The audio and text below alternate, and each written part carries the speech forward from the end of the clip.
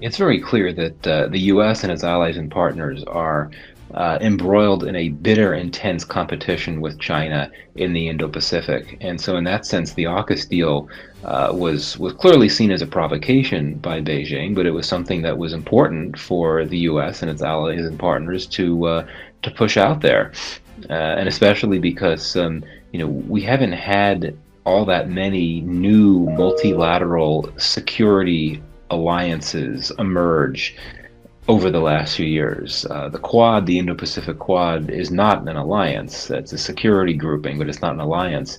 But with AUKUS, you've got three close allies working together on nuclear submarine issues.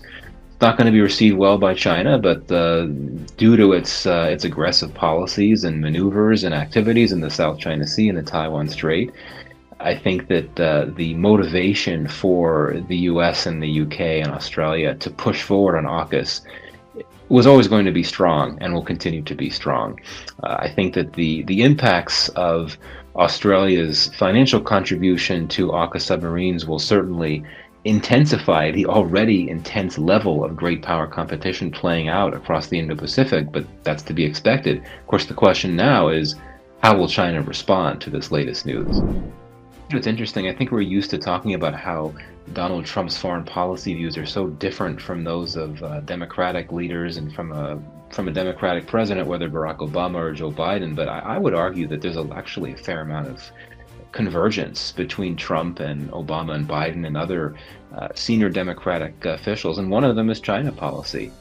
I can't imagine that Donald Trump would have any problem with AUKUS. I would think that he would embrace it in a big way, just like the Biden administration embraced the Indo-Pacific strategy that Donald Trump had come out with.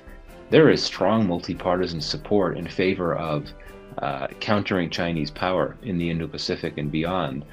And Donald Trump, who is very much a hawk on China, will want to do whatever is necessary to push back on Chinese power. Now, it's true that Donald Trump does not embrace multilateralism as much as some of his Democratic predecessors, but when it comes to AUKUS, which is an alliance that involves two very special partners of the US, Australia and the UK, I don't see why Trump would want to push back on that. I imagine that he would robustly support AUKUS if he were to return to the presidency.